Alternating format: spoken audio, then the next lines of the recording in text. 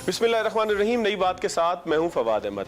नाज़रीन, कराची के मसाइल के लिए ज़रूरी है कि यहाँ के स्टेक होल्डर से बात की जाए, उन लोगों से बात की जाए कि जो कराची के मसाइल को न सिर्फ समझते हैं बल्कि उसके हल के लिए दर्द भी रखते हैं, उसके हल के लिए तजावीज़ भी देते हैं। उन तमाम तजावीज़ को मुरतब करने का जो सिलसिला है उसी के अंदर मौजूद हैं हम आज आफाक अहमद साहब के पास, जो महाजिर कौमी मूवमेंट के कायद हैं। उनसे बात करते हैं, उनसे पूछते हैं कि कराची का मसला आखिर हल कैसे होगा। आफाक साहब, बहुत शुक्रिया आपके वक्त का। आफाक साहब, कराची का मसला अब कोई ऐसा नहीं है कि जो ढका छुपा हो। जाहिर है कि कचरा घरों के बाहर है, पानी घरों के अंदर है, पीने को पानी नहीं है, नलके में पानी नहीं आता, नहाने को पानी नहीं है। कोई भी ऐसा मामला जो सिविक इशूज से मुताल्लिक हो, वो जाहिर है कि कराची के शहरियों को अब हर फर्द को पता है। लेकिन आप क्या समझते हैं कि कराची को यहाँ तक लाने में कौन से ऐसे सियासी फैक्टर्स थे और कौन से ऐसे समाजी फैक्टर्स थे कि आज कराची के शहरी, हर शहरी के घर के बाहर कचरा है और हर शहरी के नलके में पानी नहीं है?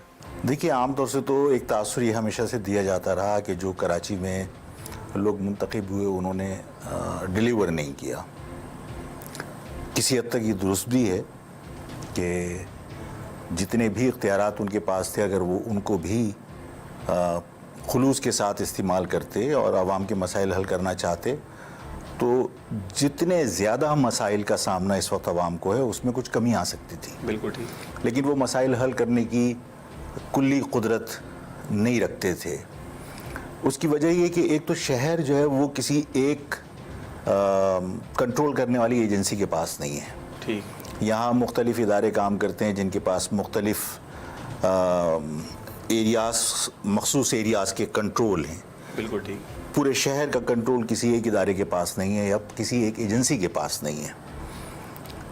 आमतौर से दुनिया में तो यही होता रहा है कि जो बड़े शहर होते हैं वहाँ का मेयर तमाम इदारों को लीड करता है और उसके पास उसका कंट्रोल होता है, जो यहाँ नहीं है। ठीक है। यहाँ मुख्तलिफ एरियाज़ कैंटोनमेंट के हैं, कहीं रेलवे के अंडर कंट्रोल कुछ एरियाज़ हैं, कुछ प्राइवेट सोसाइटीज़ के पास हैं, जिसकी वजह से ये मुश्किलात हैं। दूसरा, एक चीज़ को हम सब नज़रअंदाज करते रहे हैं, जिस पर बात करना इतना आसान भी नहीं है, लेकिन मैंने उस पर अपने तहफ़्फ़ुज़ात का इजहार भी किया और नाराज़गी का इजहार भी किया कि इस शहर में जब हमारे बुज़ुर्ग हिजरत करके आए थे, ये शहर हमारे बुज़ुर्गों ने आबाद किया, यहाँ इसको बनाया संवारा, यहाँ सनतों का फ़रोग़ हुआ, सब कुछ हुआ। उसके बाद पूरे पाकिस्तान से रोज़गार के लिए लोग यहाँ आते रहे। जब महाजिरों में ये एहसास पैदा हुआ कि ज़बान की बुनियाद पर हमारे साथ मुलाजमतों में, कारोबार में, तालीमी इदारों में कोटा सिस्टम के ज़रिए ज़्यादतियाँ हो रही हैं, तो उन्होंने अपने साथ होने वाली ज़्यादतियों को उजागर करने के लिए और एहतजाज रिकॉर्ड कराने के लिए, अपने इत्तेहाद का मुज़ाहरा करने के लिए एक ऑर्गेनाइजेशन बनाई। पहले स्टूडेंट ऑर्गेनाइजेशन APMSO के नाम पर, और फिर उसके बाद महाजिर कौमी मूवमेंट। बिल्कुल ठीक। उसमें ज़ाहिर है कि हम एक दूसरी कौमियतों की तरह अपने साथ होने वाली ज़्यादतियों पर हमें दुख था। हम चाहते थे कि भाई हम अपना एहतजाज रिकॉर्ड कराएं। हमारे उस एहतजाज रिकॉर्ड कराने को गलत समझा गया और उसको गलत रंग दिया गया। बिल्कुल ठीक। और गलत रंग देने के बाद इस शहर में महाजिरों को अक़लियत में तब्दील करने के लिए एक मुनज़्ज़म मनसूबाबंदी के तहत सरकारी इदारों की सरपरस्ती में यहाँ लाकर बेहंगम कच्ची आबादियाँ बसाई गईं। लोगों को इनकरेज किया गया बाहर से लाकर आप लोगों को आबाद करके, ताकि महाजिरों को अक़लियत में तब्दील किया जाए।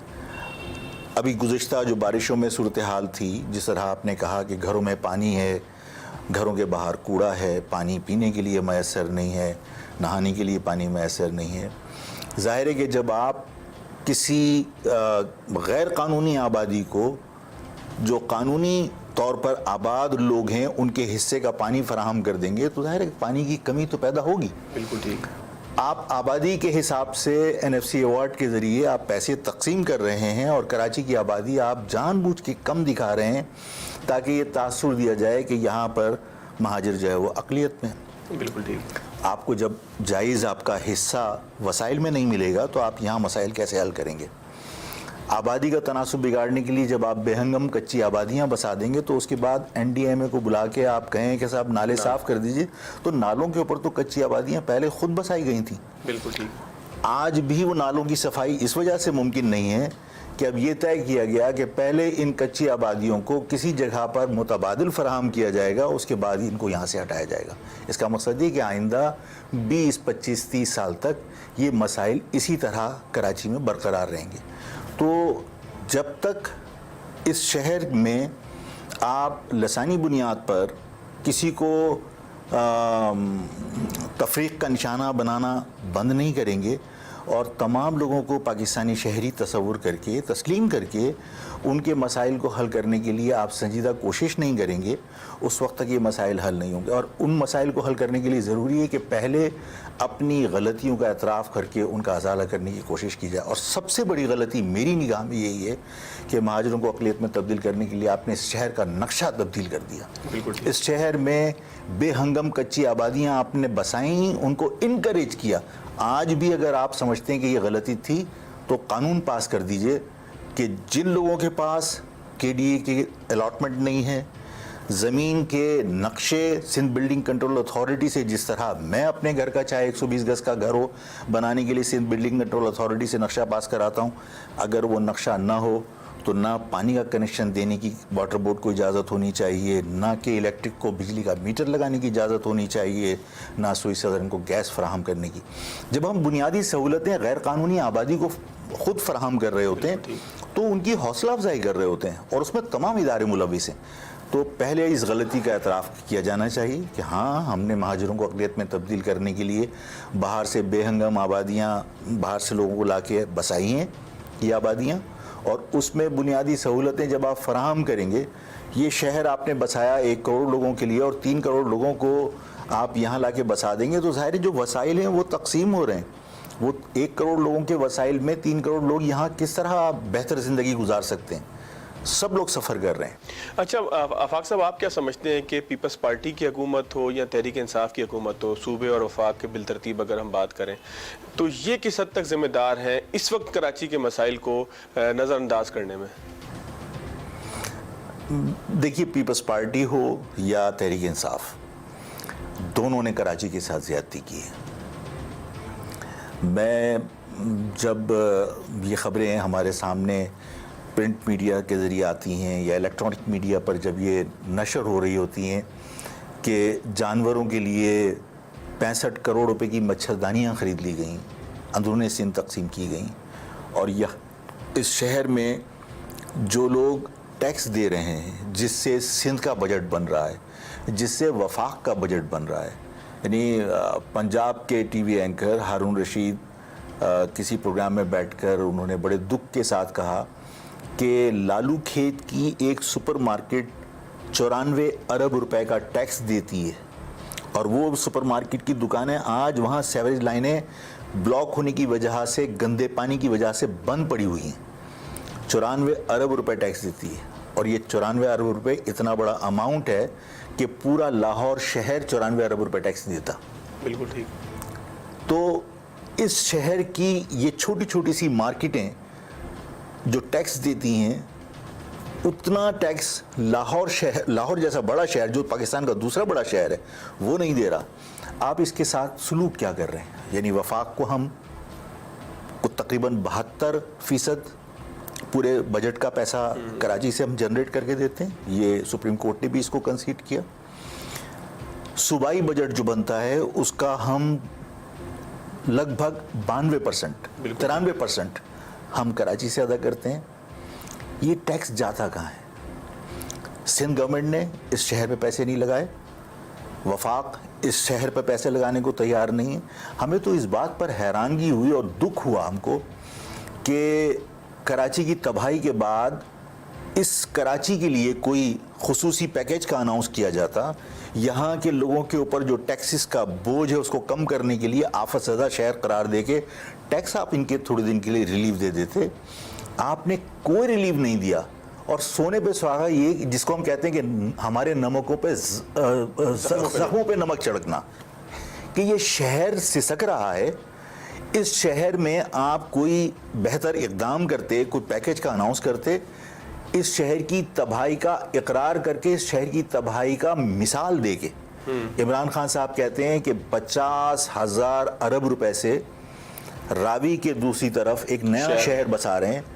اور یہ شہر بسانے کا فیصلہ عمران خان نے کہا میں نے اس لیے کیا کہ اگر میں یہ فیصلہ نہیں کرتا تو لاہور شہر بھی کراچی کی طرح تباہ ہو جاتا ہے. اس کا مقصد ہے عمران خان کو کراچی کی تباہی کا ادراک تھا جس کی مثال انہوں نے دی. بالکل ٹھیک. لیکن آپ کراچی کی تباہی کو محسوس کرنے کے بعد اس کو یعنی آپ کہہ رہے ہو کہ ہاں تباہ ہو گیا, اناٹینڈنٹ آپ نے چھوڑ دیا, اس کو آپ نے اناٹینڈنٹ چھوڑ دیا. آپ لاہور بچانے کے لیے آپ نے نیا شہر 50,000 ارب روپے سے بنا رہے ہیں. آپ 50,000 ارب روپے آپ کے پاس آئیں گے کہاں سے جب پاکستان کے بجٹ کا 73%, 72% ہم دے رہے ہیں. ہمارے پیسوں پہ آپ لاہور بچا رہے ہو. بالکل ہمارے پیسوں سے اس شہر کو تو بچا لو. نہ سندھ گورنمنٹ نے اس شہر کے ساتھ بہت اچھا سلوک کیا, نہ وفاق نے کیا. اور یہ سب چیزیں احساس محرومی اور اپنے ساتھ ہونے والی زیادتی کا احساس اس کو پروان چڑھا رہی ہیں, بڑھا رہی ہیں, شدت پیدا ہو رہی ہے اس میں, اور یہ ملک کے لیے کوئی اچھا شگون نہیں ہے. آپ نے احساس محرومی کی بات کی. میں ایک چھوٹا سا بریک لے کے آفاق صاحب آپ کی طرف دوبارہ آتا ہوں. ناظرین, احساس محرومی کی آوازیں کراچی سے جب اٹھیں تو اس کا مطلب یہ ہے کہ مسئلہ کافی خراب ہے. ایک بریک لیتے ہیں, بریک کے بعد دوبارہ آفاق احمد صاحب کی طرف آئیں گے. مہاجر قومی موومنٹ کے قائد آفاق احمد ہمارے ساتھ موجود ہیں. کراچی کے مسائل اور ان کے حل کے حوالے سے تجاویز مرتب کرنے کا جو سلسلہ ہے اس حوالے سے ان سے گفتگو ہو رہی ہے. آفاق صاحب, آپ ایک طرف جو ہے مخالفت کرتے ہیں کسی بھی نئے ضلع کی جو کراچی میں بنتا ہو, دوسری جانب آپ کہتے ہیں کہ آپ کو صوبہ ایک دے دیا جائے کہ جو آپ کا جنوبی صوبہ ہو یا جو بھی صوبہ جو بھی اس کا نام دے دیا جائے کراچی اور اس کے ملحق علاقوں کو بنا کے. جب آپ صوبے کی تقسیم کی بات کرتے ہیں تو شہر کی تقسیم کے حوالے سے کیا پھر پرابلمز آتی ہیں؟ دیکھیے, میں نے کبھی بھی نہیں کہا کہ نئے ضلع نہیں بننے چاہیے. جب ملیر ضلع بنا تھا تو مہاجر قومی موومنٹ نے ایک بہت لمبی کیمپین لانچ کی تھی, احتجاجی تحریک تھی. لاکھوں لوگوں کے ہم نے دستخط کرائے تھے کہ یہ غلط ہو رہا ہے. ہم نے ہائی کورٹ میں بھی اپیل کی تھی کہ یہ ضلع کیونکہ لسانی بنیاد پر بنایا جا رہا ہے, یہ کل اس کے خطرناک نتائج نکلیں گے, اور اس کو ہم نے روکنے کی بہت کوشش کی, نہیں روک سکے. لیکن ہم نے اپنا احتجاج ریکارڈ کرایا, اس لیے کہ ملیر ڈسٹرکٹ اگر آپ اس کی حدود دیکھیں گے, دیکھیے ضلع بنتے ہیں انتظامی معاملات چلانے کے لیے. بالکل ٹھیک ہے, ٹھیک ہے نا. آپ انتظامی معاملات کو سہولت سے چلا سکیں, اس کی تقسیم کی جاتی ہے ندی نالوں سے, نیچرل باؤنڈریز سے. اس ملیر ڈسٹرکٹ کے اندر آپ کو حیرانگی ہوگی کہ کچھ جزیرے ٹائپ کے چھوٹے چھوٹے سے علاقے شامل ہیں. یعنی تمام چاروں طرف سے کورنگی ڈسٹرکٹ کا علاقہ ہے وہ, لیکن اس میں کچھ گوٹ ہیں وہ ملیر ڈسٹرکٹ کا علاقہ ہے. یعنی ان کا کوئی ملیر ڈسٹرکٹ سے براہ راست رابطہ نہیں ہے. چھوٹے چھوٹے جزیروں کی شکل میں گوٹ ہیں, کچھ بھینسوں کے باڑے بنے ہوئے, کچھ ہٹس ہیں, وہ ملیر ڈسٹرکٹ کا حصہ ہیں. یعنی انہوں نے تمام سندھی آبادی جو باقی بچی تھی اس کو تمام کو انہوں نے ایک ڈسٹرکٹ کے اندر سمو دیا. ٹھیک ہے. ایریے کی پرواہ نہیں کی, ان کے آپس میں یعنی آپس میں صرف کلچرل تعلق کے اوپر رکھا. یعنی جغرافیائی ان کی حدود آپس میں ملتی ہیں, علاقوں کی نہیں ملتی ہیں, اس کی پرواہ نہیں کی. اس پر ہمیں اعتراض تھا. جب ابھی نئے ڈسٹرکٹ کی بات کی انہوں نے, کھماڑی ڈسٹرکٹ کی یا منورہ ڈسٹرکٹ کی, ہم نے کہا کہ ہمیں ڈسٹرکٹ بنانے پر اعتراض نہیں ہے. ٹھیک. لیکن اگر یہ ڈسٹرکٹ بنایا جا رہا ہے تو یہ ڈسٹرکٹ بنانے کے بعد ایک تو اس بات کا خیال رکھا جائے کہ اس کو لسانی بنیادوں پر نہ بنایا جائے. وہ پختون ڈومینیٹڈ ایریا ہے. ٹھیک. اس بات کا خیال رکھا جائے کہ وہاں پر جو ڈسٹرکٹ بننے کے بعد ویکنسیز کریٹ ہوں گی, جاب اپرچونٹی نکلے گی, اس کا فائدہ وہاں کے پختونوں کو ہونا چاہیے. اس لیے کہ کھماڑی ڈسٹرکٹ جو ہے وہ پختون ڈومینیٹڈ ایریا ہے. اب تک ہوتا یہ رہا ہے کہ کراچی کے اندر تمام ڈسٹرکٹ میں بھائی 1 گریڈ سے لے کر 14 گریڈ تک آپ کو لوکلی اپوائنٹ کرنا ہے, لیکن آپ تمام کے تمام لوگ باہر سے اپوائنٹ کرتے ہیں. مجھے وہ سرکولر میرے پاس موجود ہے جس میں ایک جج نے, سیشن جج نے ایک ریکویسٹ کی اپنے ایڈمنسٹریٹو چیف سے. Chief justice Sindh high court جو ہے وہ ایڈمنسٹریٹو چیف ہوتے ہیں. ان سے ریکویسٹ کی کہ مجھے اس کراچی کے اندر اسٹینو, قابل اسٹینو نہیں مل رہا, مجھے اجازت دی جائے کہ میں انٹائر سندھ میں اپلیکیشن لوگوں سے کلیکٹ کروں یا مانگوں کہ بھئی میں کہیں سندھ سے بھرتی کر لوں.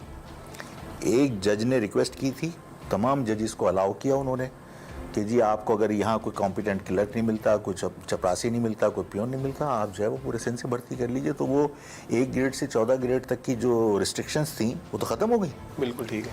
اب حال یہ ہے کہ آپ کسی یعنی اس شہر میں ٹوٹل پورے سندھ کے اندر لگ بھگ 700 ججز ہیں, 522 ججز جو ہے وہ صرف کراچی میں, 700 میں سے यहाँ उन 522 जजेस का और क्या नुकसान है उससे हम बाद में बहस कर सकते हैं, लेकिन 522 जजेस अगर यहाँ अपॉइंट हैं तो उनका अमला भी तो होगा। और 1 ग्रेड से 14 ग्रेड तक का 522 जजेस का अमला अगर लोकली अपॉइंट कर लिया जाए तो हज़ारों वैकेंसी सिर्फ यहाँ के मुकामी लोगों को मिल सकती हैं, एक वैकेंसी नहीं है। मैं डिस्ट्रिक्ट बनाने के खिलाफ नहीं हूँ, आप बनाइए। एक तो वो एथनिक बेसिस पे नहीं बनना चाहिए, दूसरी बात ये कि अगर आप बना रहे हैं तो वहाँ जो जॉब अपॉर्चुनिटी निकले वहाँ के मकामी लोगों को वो अपॉर्चुनिटी अवेल करने दो। आप लाके दादू लाड़काना से अपॉइंट नहीं करो। आपने दूसरी बात मुझसे ये कही कि आप सूबा बनाने के खिलाफ हैं, कराची सूबा। मैं कराची सूबे की मुखालफत मैंने ज़रूर की, लेकिन मैं जनूबी सिंध सूबे के हक़ में हूँ और वो मेरी पार्टी का मंशूर का हिस्सा है। वो भी तो आफाक साहब एथनिक बेस के ऊपर है ना? नहीं, ये असल में ये एडमिनिस्ट्रेटिव यूनिट हमने नहीं बनाया था। ठीक, ये जो डिवीज़न है ये मैंने क्रिएट नहीं की, ये जुल्फ़िकार अली भुट्टो साहब ने की। जब वफाक से आपको कोटा सूबे को मिलता है तो ये वाहिद सूबा है जहाँ पर अर्बन और रूरल की तकसीम है। बिल्कुल ठीक है। पंजाब के अंदर जो वफाक का कोटा मिलता है वो पूरे पंजाब के लिए होता है और वहाँ कहीं पर रूरल अर्बन की वो नहीं है डिस्क्रिमिनेशन। यहाँ पर है, यहाँ पर अर्बन एरियाज़ को 40% कोटा रखा गया और रूरल एरियाज़ का 60% रखा गया। इसका मकसद ये है कि अर्बन एरियाज़ के लोग अलग हैं और रूरल एरियाज़ के लोग अलग हैं। ये तकसीम मैंने तो नहीं खड़ी की थी, ये तकसीम तो जुल्फ़िकार अली भुट्टो ने की थी, पीपल्स पार्टी उसकी क्रिएटर है। तो हम तो सिर्फ उसके ऊपर अमल दरामद चाहते हैं कि जब 40% लोग, वो जो देही इलाकों में 60% लोग हैं उनसे मुख्तलिफ हैं। बिल्कुल ठीक है ना, उनका कल्चर मुख्तलिफ है, उनकी ज़बान मुख्तलिफ है, उनके मफादात मुख्तलिफ हैं, उनके साथ अर्बन एरियाज़ या ज़बान की बुनियाद पर ज़्यादती हो रही है। तो हम चाहते हैं कि भाई ठीक है, हम भी तो इस शहर के लोग हैं, इस मुल्क के लोग हैं, यहाँ के शहरी हैं।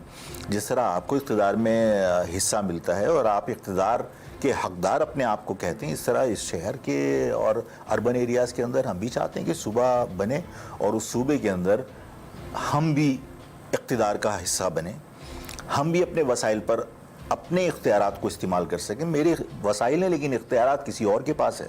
बिल्कुल ठीक। टैक्स मैं दे रहा हूँ लेकिन वो मेरे इलाके के मसाइल हल करने के लिए इस्तेमाल नहीं हो रहा। दुनिया भर में टैक्सेस वसूल किए जाते हैं वहाँ के लोगों को फैसिलिटेट करने के लिए, बुनियादी सहूलतें फराहम करने के लिए। इस शहर से पूरे पाकिस्तान को पाला जा रहा है, लेकिन इस शहर को खैरात पे पाला जा रहा है। इस शहर में सरकारी एम्बुलेंसेज आपको कहीं नहीं मिलेंगी। आप खैराती एम्बुलेंसेज के अंदर मरीजों को लेके जाने पर मजबूर हैं, चाहे वो छिपा की हो, चाहे वो ईदी की हो।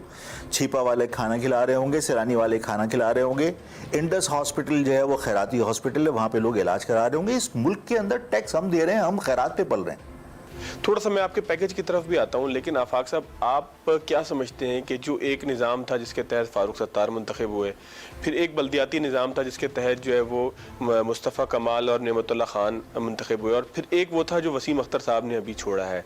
इन तीनों को अगर कंपेयर आप करें तो बल्दियाती निज़ाम आप क्या समझते हैं कि कराची के लिए कौन सा ज़्यादा बेहतर है?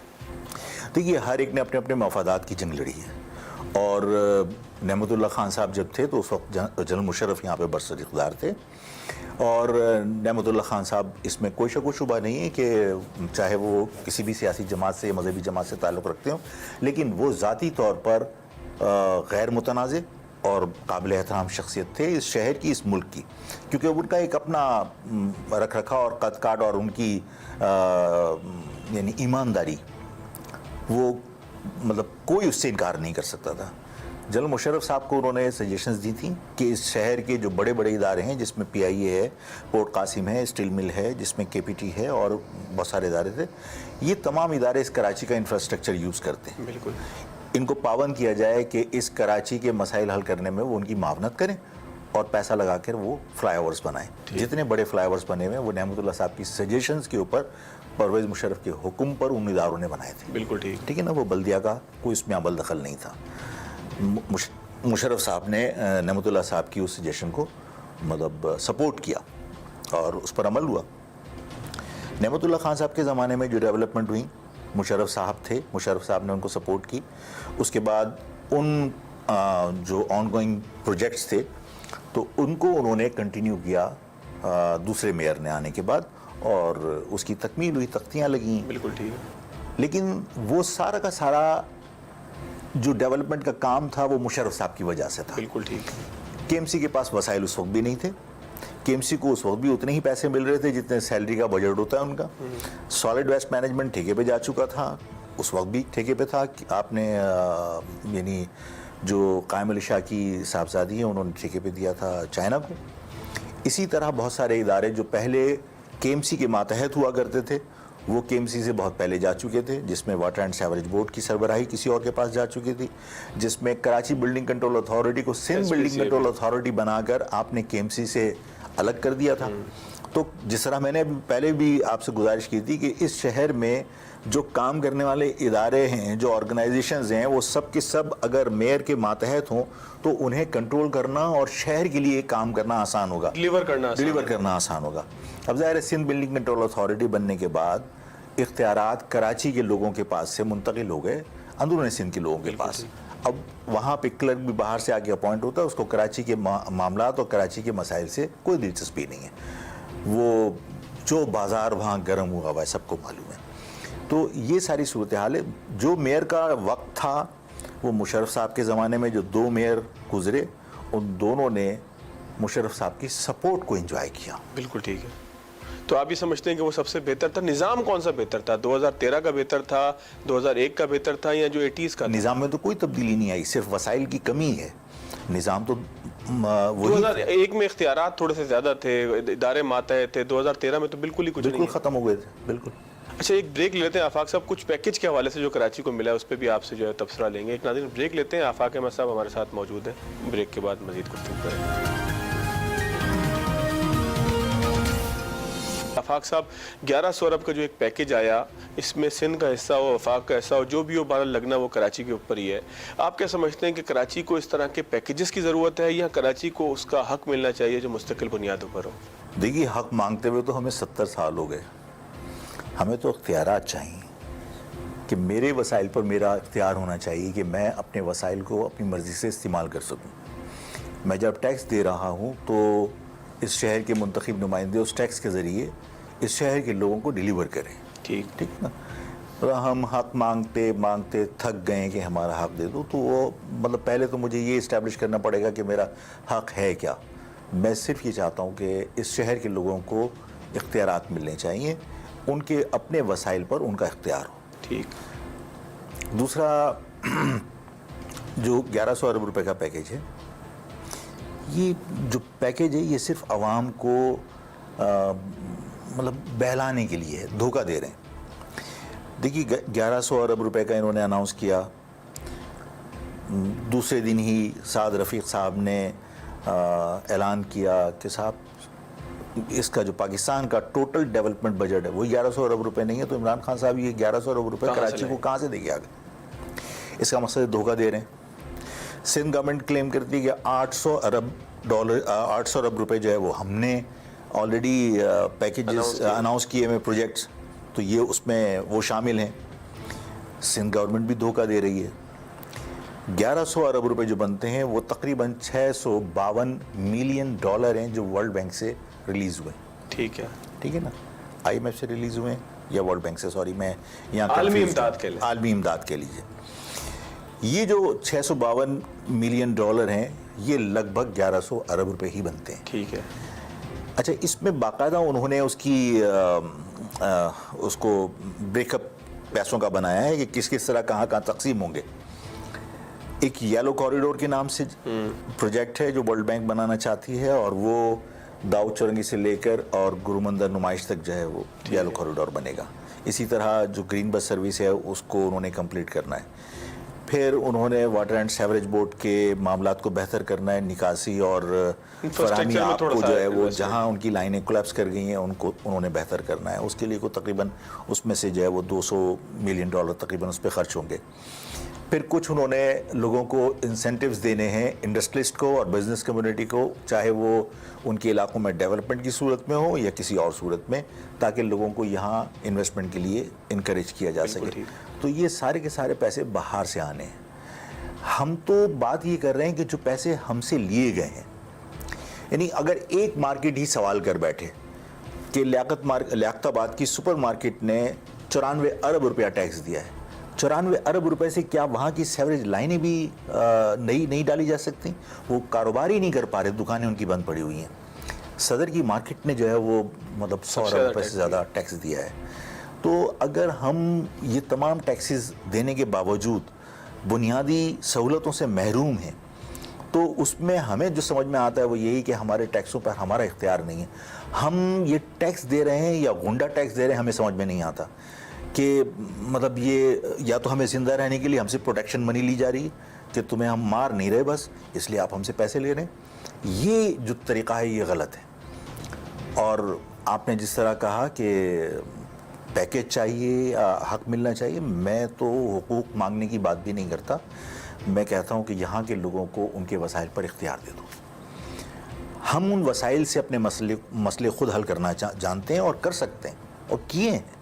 आप क्या समझते हैं कि कराची के लिए बल्दियाती निज़ाम, एक तो जिस इब्तिदा में भी आपने कहा कैसा होना चाहिए, और आपकी पार्टी का अपना क्या इसके ऊपर तैयारी है अगर बल्दियाती इंतखाबात होते हैं तो? जी हम तैयारी कर रहे हैं, हम जो भी इलेक्शंस होंगे उसमें हम पार्टिसिपेट करेंगे।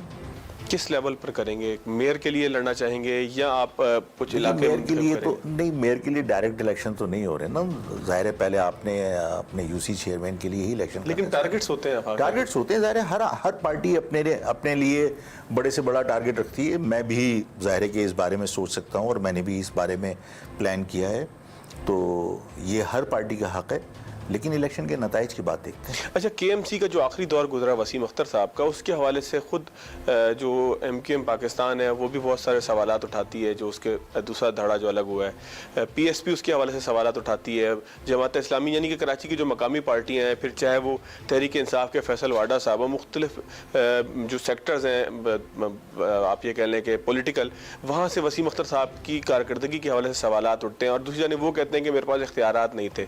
तो आप क्या समझते हैं कि उसका क्या सही तज्जिया हो पाएगा?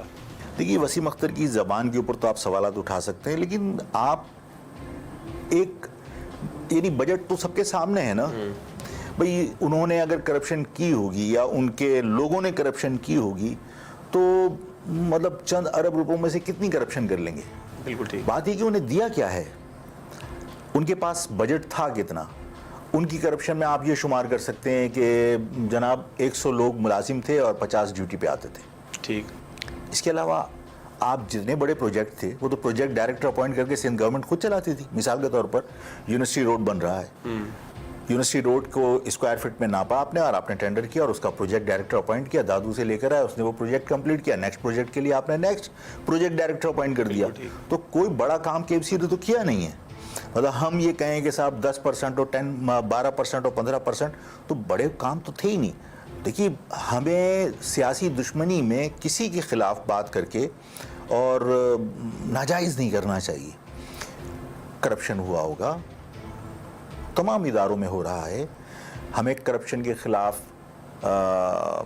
मुहिम चलानी चाहिए। हमारे इदारों के अंदर इस मामले के ऊपर सख्त इक़दामात होने चाहिए। तमाम इदारे जो जिस काम के लिए उनको रखा गया है, चाहे वो नैब हो, चाहे वो आपका एंटी करप्शन हो, सारे इदारों को काम करना चाहिए सिंसियरली। लेकिन देखिए, किसी के पास बजट ही नहीं है, और बजट है ही बहुत थोड़ा सा, जो सैलरी का बजट ही पूरा कर ले वो बहुत है। ठीक है ना। लोगों को जो केएमसी के मुलाजमीन हैं उनको पेंशनें वक्त पर नहीं मिल रही हैं, उनको जो रिटायरमेंट के बाद जो उनको बेनिफिट्स मिलते हैं वो बेनिफिट्स उनको नहीं मिल पा रहे हैं, इसलिए कि पैसे नहीं हैं आपके पास, तो उसमें से कितना खा लेगा। वसीम अख्तर की आप ज़बान की बुनियाद पर तो कंप्लेन कर सकते हैं कि भाई वो मतलब थोड़ा सा हार्श होता है जब बात कर रहा होता है, तो हो सकता है उसका गुस्सा इसी वजह से हो कि वो चाहता हो डिलीवर करना लेकिन नहीं कर पा रहा हो। तो हमें ये ख्याल रखना चाहिए कि सिंध ने इस शहर की दुश्मनी में तमाम हदें पार की हैं। यानी आप केएमसी को सड़क तक नहीं बनाने दे रहे, प्रोजेक्ट डायरेक्टर दादू से लाके आप उसके ज़रिए सड़क बनवा रहे हो, और फिर आप कहो कि साहब कराची के लोगों ने काम क्या किया या मेयर ने काम क्या किया। मेरी जमात का नहीं है मेयर, लेकिन जाहिर है कि इस शहर का तो है। बिल्कुल ठीक। आप इस शहर के लोगों को ये साबित करें कि ये शहर के लोग या उर्दू बोलने वाले लोग सारे के सारे करप्ट हैं, चोर हैं। बिल्कुल ठीक। तो मतलब आप मुझे बताइए, भैंसों के लिए मच्छरदानियाँ आपने 25 करोड़ की खरीद ली और 62 करोड़ अब मजीद रिलीज़ करने जा रहे हैं आप। तो मतलब इस पर कोई हंसता भी नहीं है कि भाई ये क्या हो रहा है। मतलब यहाँ लोग मर रहे हैं, گندے پانیوں میں مچھر پرورش پا رہے ہیں. یہاں انسانوں کو مچھر سے بچانے کی آپ اسپرے نہیں کر سکتے, آپ سیوریج لائنیں جو بلاک ہیں ان کو نہیں کھلوا سکتے, آپ وہاں اندرون سندھ جانوروں کو مچھردانیاں فراہم کر رہے ہیں. تو مطلب آپ یہ سب کچھ کر کے صرف یہ ثابت کرنا چاہتے ہیں کہ بھائی یہ سب انہوں نے کیا ہے, یہ کام نہیں کیا. اچھا آفاق صاحب, بالکل پروگرام میں اختتامی ایک سوال تھا. ملک کی سیاست میں ایک بڑی ہلچل ہے آج کل, آپ دیکھ رہے ہیں کہ حکومت کی گاڑی بھی تھوڑی سی جو ہے وہ لگتا ہے کہ کچھ کچی سڑک کے اوپر اتر آئی ہے. آپ کس طریقے سے دیکھتے ہیں؟ مطلب کون سی حکومت؟ حکومت پاکستان جو تحریک انصاف جس کے سربراہ عمران خان صاحب ہیں. میرا خیال ہے حکومت جو بیہائنڈ دی کرٹنس جو لوگ چلا رہے ہیں تو وہ تو بڑے مضبوط ہیں. تو میرا خیال ہے کہ جب تک وہ چاہیں گے حکومت چلے گی. اور عمران خان صاحب کا جہاں تک تعلق ہے تو مطلب بہت اچھے سیاستدان تو ظاہر ہے نہیں ہے وہ. اور جس طرح ایک اتنی بڑی ذمہ داری پر رہ کر آدمی سنجیدگی کا مظاہرہ کرتا ہے, حالات کا مقابلہ کرتا ہے, تو وہ چیزیں تو میں نے نہیں دیکھی. تو جو حالات میں ان کی کارکردگی کیسی لگی آپ کو؟ دیکھیے اب کارکردگی کی اگر آپ بات کریں گے تو دیکھیے کارکردگی میں سب سے پالیسیز چلیں کیسی لگی؟ اگر آپ بین الاقوامی سطح پر دیکھیں گے تو ہم آئسولیشن میں چلے گئے. ٹھیک ہے نا, جو ہمارے دوست تھے آپ ان سے دور ہوتے چلے جا رہے ہیں, آپ تنہائی کا شکار ہیں. تو یہ آپ کی ظاہر غلط پالیسیوں کا نتیجہ ہے. ٹھیک ہے نا, جب آپ اپنے آپ کو انڈیپینڈنٹ شو نہیں کر پاتے, پروو نہیں کر پاتے, اور کہیں یہ تاثر جاتا ہے کہ آپ ڈیپینڈنٹ ہیں کسی پر, تو لوگ جن پر آپ ڈیپینڈنٹ ہیں ان سے بات کریں گے, آپ سے کیوں کریں گے؟ بالکل ٹھیک. تو آپ آئسولیشن میں جا رہے ہیں. اور جہاں تک اقتصادی پالیسیوں کا تعلق ہے تو ظاہر سب کے سامنے ہے کہ جو چیز 10 روپے کی تھی آج 100 روپے کی ہے.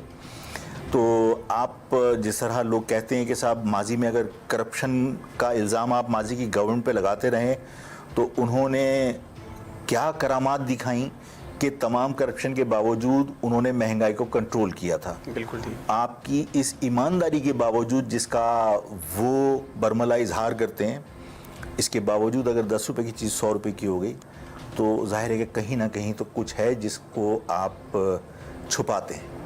چلیں, بہت شکریہ آفاق احمد صاحب ہمارے ساتھ موجود تھے. ناظرین, جو حقیقی بات جو آفاق صاحب نے آخر میں کی وہ یہی تھی کہ لوگوں کے جو معیار زندگی ہے اس کو بہتر ہونا چاہیے. حکومتیں تو چلتی رہتی ہیں, خاص طور پر جنہوں نے کہا کہ اگر چیز پہلے حکومت میں کوئی سستی ملتی تھی اور وہ اب مہنگی ملے تو اس کا مطلب یہ ہے کہ عام آدمی کا مسئلہ اب بھی اسی جگہ موجود ہے. آج کے پروگرام سے اتنا ہی, اگلے پروگرام تک لے آتی جی. اللہ حافظ.